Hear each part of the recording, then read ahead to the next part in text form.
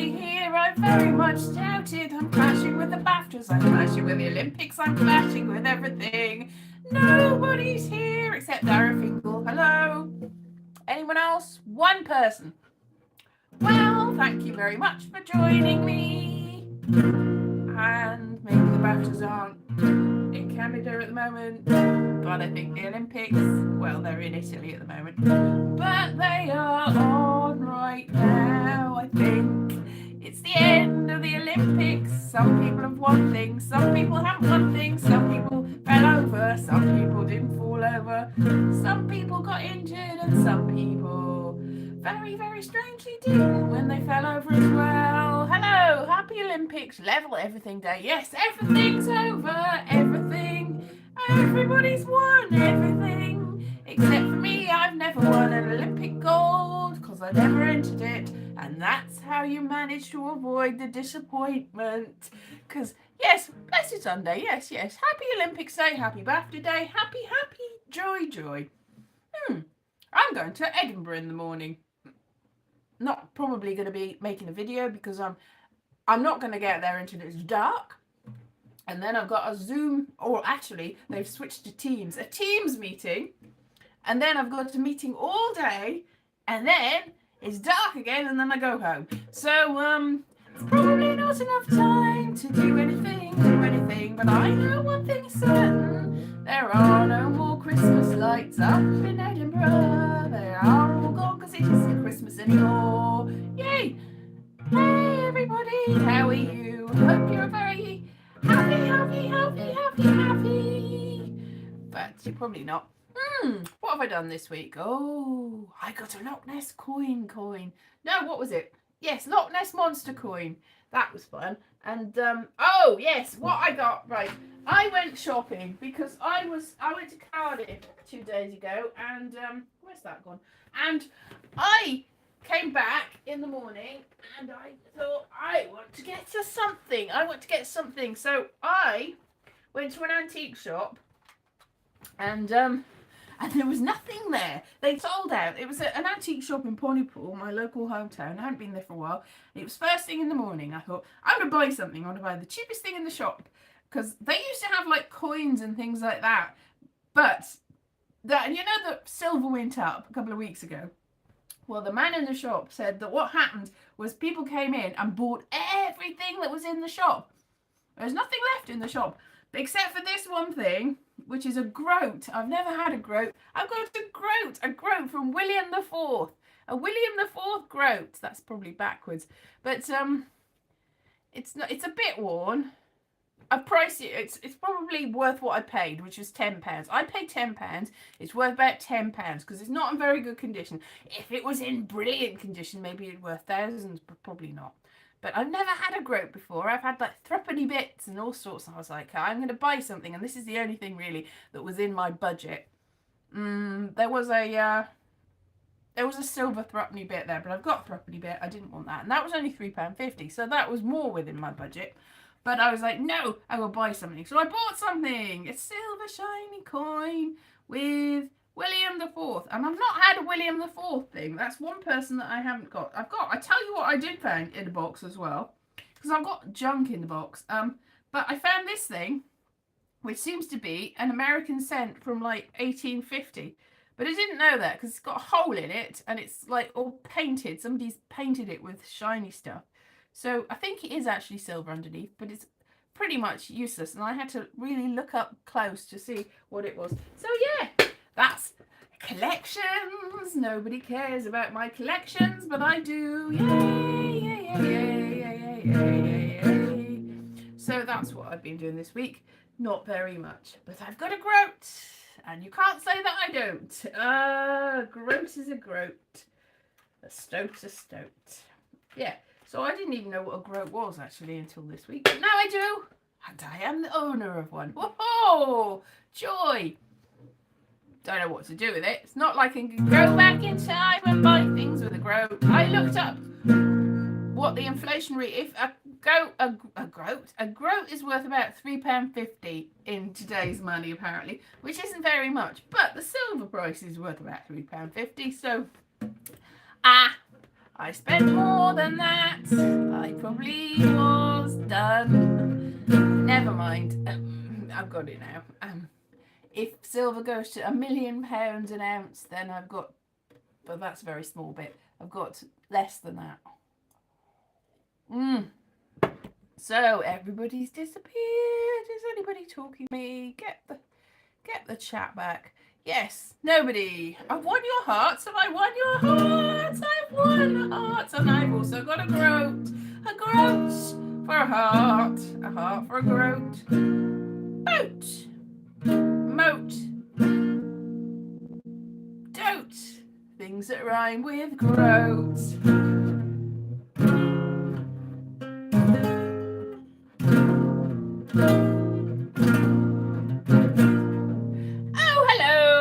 Sunday, how are you? Is that David?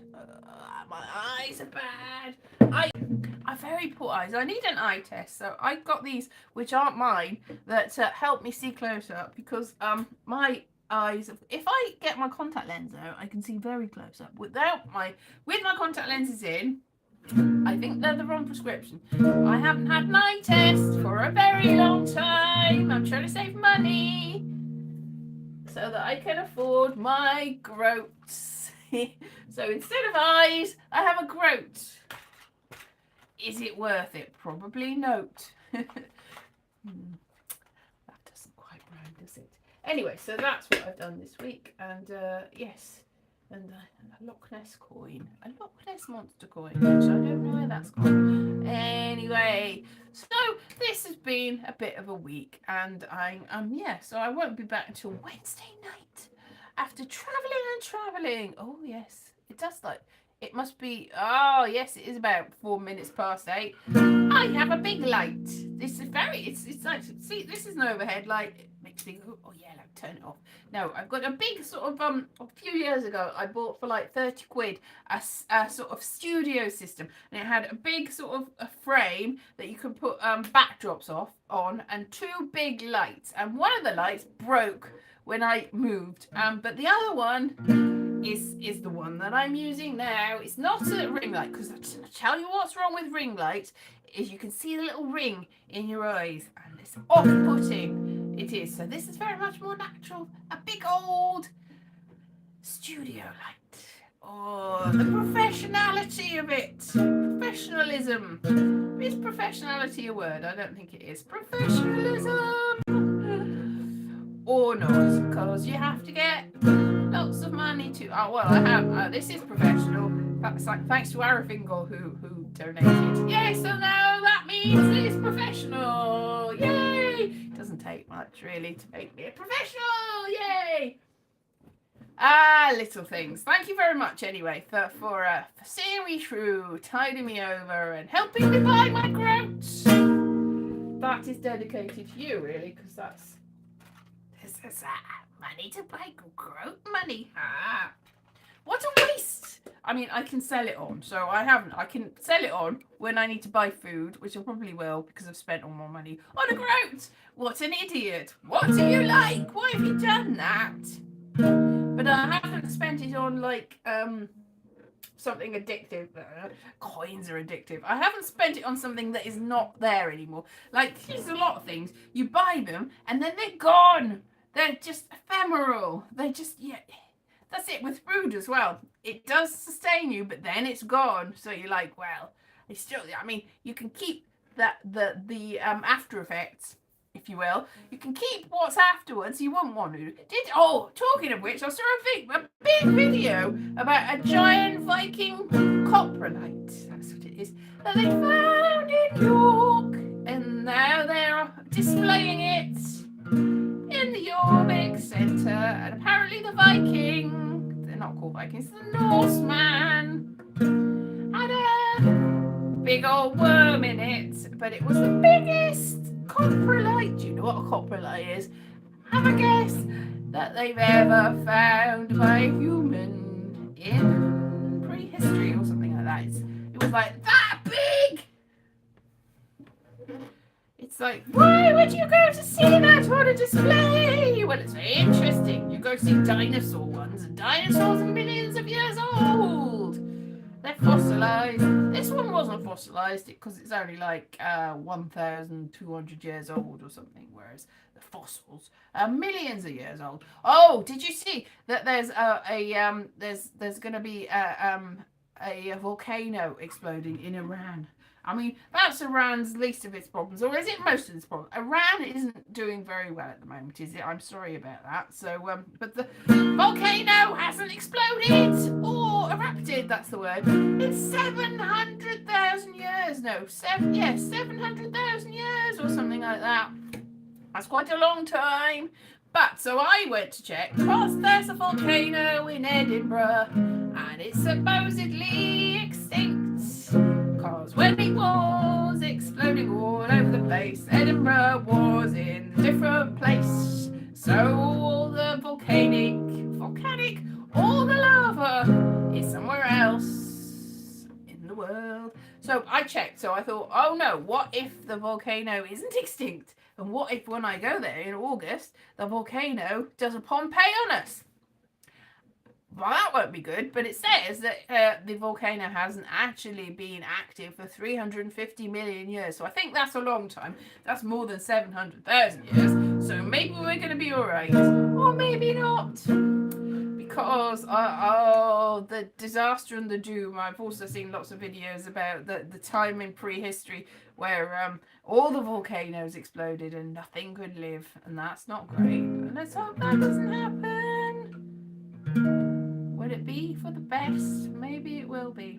And aliens exist, but we don't know how or where they live. But they're not in Area 51, apparently.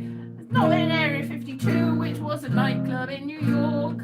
Maybe that's where they were. Area 52. It's not called Area 52. It's called. Anyway, 52 pickup. Anyway, so that's where they were. It's in the. Not Area 51. It's somewhere else instead. So who knows where they actually live? Maybe they live in a volcano in Edinburgh. Maybe they are the fairy folk. Yes, that's what it is. That's what it is. And they live in Calton Hill in Edinburgh, apparently. And I told you about the boy from Leith, the lad from Leith that went walking on Calton Hill one day, and they told him not to go round and round Calton Hill on his own at night, but he didn't listen.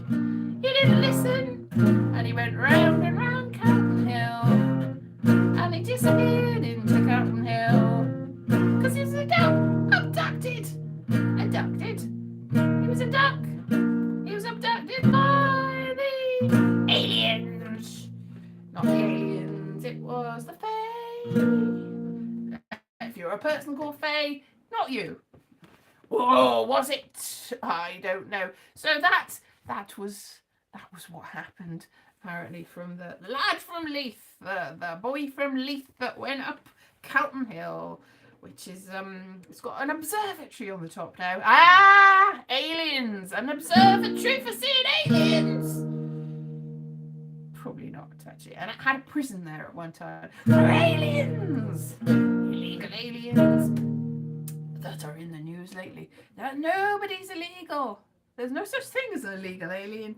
They are all from Mars or somewhere. Do they live on Mars? They might do. Are there any?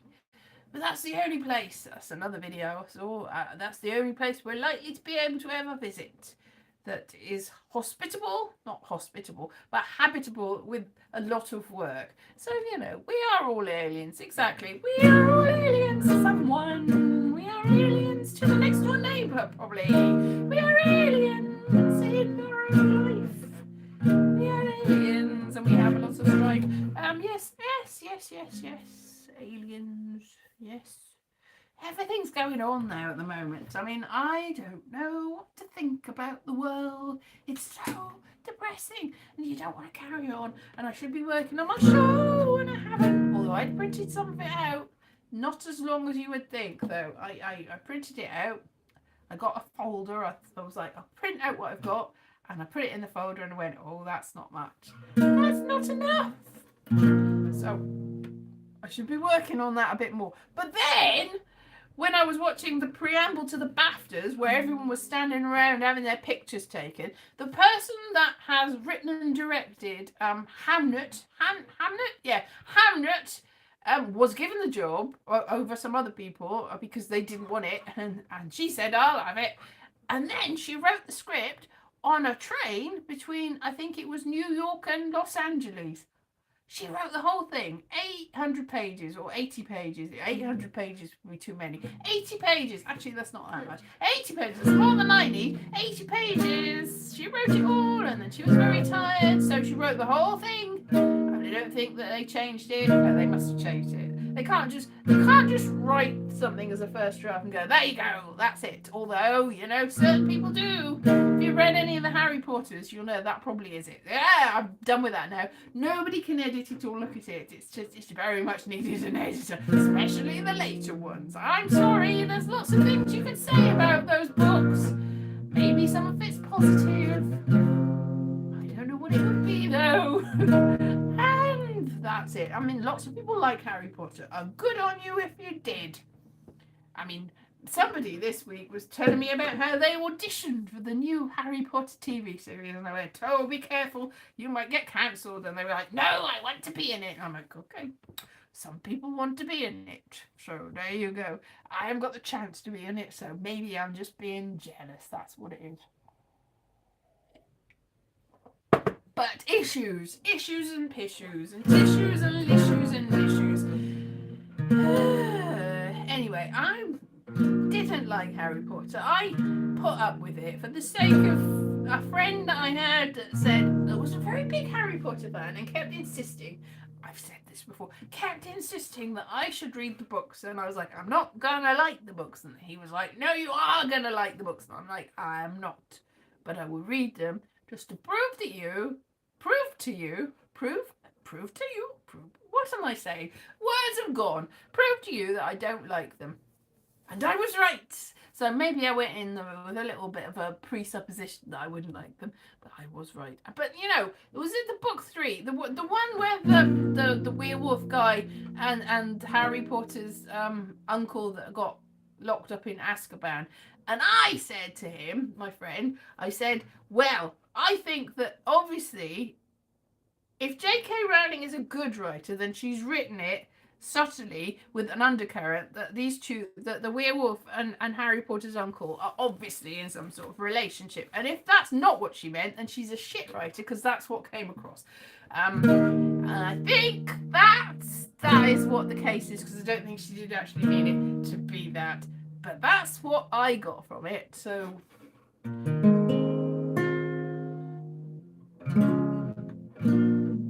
That's what I assumed, and I don't think that is what she meant at all. But she's not said that it was, and she said Dumbledore was, and Dumbledore just doesn't at all in any part of the book come across as anything other than quite a selfish old abusive man who's a bit of a git and is really manipulative, but not anything else. There's not really any other character trace to that character except he's got a big beard and he's a fun killer, but he's not. He's mean and he's vicious, and he puts people in danger. He puts children in danger for his own ends, his own selfish ends. Anyway, that's my take on that. And no more shall be said. Name. No, it's not really my name. Yes. So, Mr. Why am I talking about that? Anyway, I'm talking about that because somebody brought it up this week. Why did I bring it up? I can't remember why I brought it up, but yeah, a friend of mine who does this is it. Right, online essay work. Right, in real life, essay work means supporting artists role. On somewhere like TikTok, essay is a sort of a nice way of saying something not very nice. So it's very confusing when you've got an online life and people that are in the business of being supporting artists, because they say that they're doing essay work, and you're like, because if you know, that sounds alarming. but it means supporting artists, obviously. South Africa. There's a lot of things. This is you know, if you say words that are code words that are in, this is it as well. Words that mean one thing in one context don't necessarily mean the same thing in another context, which is confusing and weird. But it's the way of the world. Yes. It's for instance, the word moron is a carrot in Welsh. That's just all there is. Everything. Yes. Yes. Oh, really? Well, that's interesting, Jace. I think that it's a little bit like a lot of things, like the worst witch. Well, and also Mallory Towers by Enid Blyton, who was also problematic. Apparently, the Magic Faraway Tree is coming out as a film. Magic Faraway Tree. I enjoyed that book as a child, although not really that much, because the copy that I had was missing pages. It was missing the whole end of it, and we sent off to the publisher and they were like, oh well, never mind, didn't send us any compensation or anything. It had missing pages. It wasn't they were torn out, they just hadn't been printed in the book. Annoying. So I have no idea what happened in the Magic Faraway Tree. I could watch the film, but I'm not a child anymore, so I probably won't. And also apparently Moonface hasn't got a moon face. He's got a big round head, a big round head in the book. And apparently, I'm not sure what's different about him, but Moonface hasn't got a big round head. He's got, I don't know why he's Moonface, but he's not got a big round head. That's all I know about that. I can't remember much about my Magic Faraway Tree, but I know that they went inside a tree and there was a magic faraway land in the tree. A magic faraway land, which is see, talking of things that other things. When I was a very small child, my dad used to tell me tales about how the little fairy doors in trees. You know, there's like a little round bit where maybe I think a branch has fallen off, and then there's like a little door. It looks like in trees, and if you knock on them, apparently you can be let in, and the fairies will let you in. That's what my dad used to say. That's not true, by the way. Very disappointingly so, but you know, a little fairy door in a tree. Maybe that's where Enid Blyton got the idea from. My dad. My dad's not as old as Enid Blyton. Enid Blyton's been dead for years, and everybody's got the same. It's probably just a common trope, a common little story that everybody's heard. Oh yes, fairy doors, but I haven't heard. I mean, does anybody else know about fairy doors? Is that just my dad and Enid Blyton? Yeah, there's a park in. I feel like I've said this before. To be honest, I feel like I've said everything before. It's just it's a big loop, isn't it? I keep saying the same thing over and over, which I hate, but I do anyway. Oh, you always become the thing you hate. Broccoli. No, I like broccoli. I wouldn't become broccoli because I like broccoli. What do I hate? Is there anything I hate? I can't think of anything I really hate. Bigotry and intolerance. I'm intolerant of intolerance. That's an oxymoron, or is it? An oxygenated carrot? Yes, that's what it is. An oxymoron. Carrot cake. I'd like some carrot cake. Something else just before here. Somebody said that if you stick a load of cooked carrot in with some honey and some chocolate and whisk it all up and put it in the fridge, then that's a cake. It's like, all right. I mean, carrot cake. I like carrot cake. It's usually raw carrot when it goes in, and it's not all mushy. But chocolate all mushed up with honey and carrot, put in the fridge, might work. Well, that's interesting. That sounds like mushy carrot. That's all that would be. Sweet potato pie. That's nice, isn't it? Sweet potato pie. I've not had sweet potato pie. I've had sweet potatoes. I usually have them every Sunday. We didn't have them today because I couldn't be bothered. It's like I have to peel them. I have to cook them. Sometimes I have them sort of roasted. That's nice, and or mashed. But today I was like, I can't be bothered. I can't be bothered. I'm not going to do that. So I just have mashed potato and broccoli, which I hate. No, I don't hate it because I ate it. It was nice. It was a little bit mushy though, because my dad will not eat the vegetables unless they're really mushy, and my mother also only eats them when they're really mushy. And it's like, I need a bit of crunch in my vegetables, so they were very, very mushy. Mushy broccoli. Not the best in the world, but you have to appeal to everyone in the house if you're cooking for them. So mashed potatoes, mashed broccoli, and what else? Gravy and stuff, and that. Yeah, I had some chicken. I had some corn, which is mycoprotein, which is fungus. It's apparently the fungus that they scrape off the inside of barrels.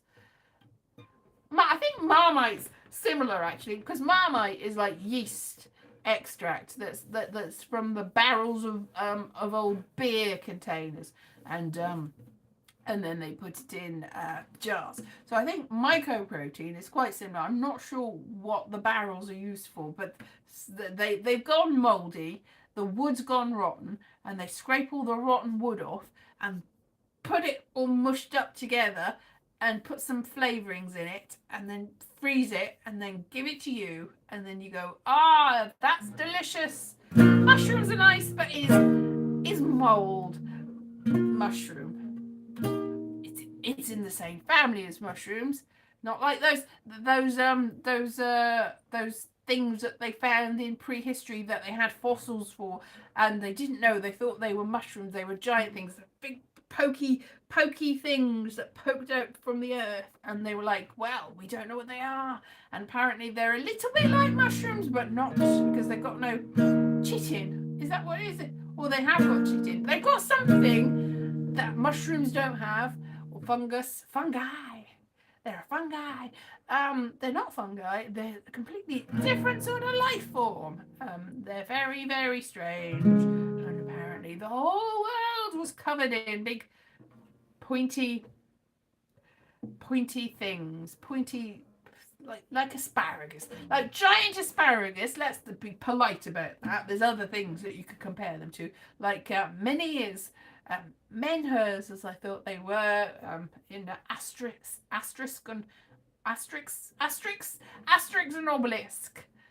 They had menhirs, big old standing stones. That's what they look like. Yes. So they were like that. They were probably delicious, but we'll never know, because all we've got is the fossilized remains. We've no idea. Maybe it was corn. Maybe that's what it was. They were made of corn. Our world was filled with corn.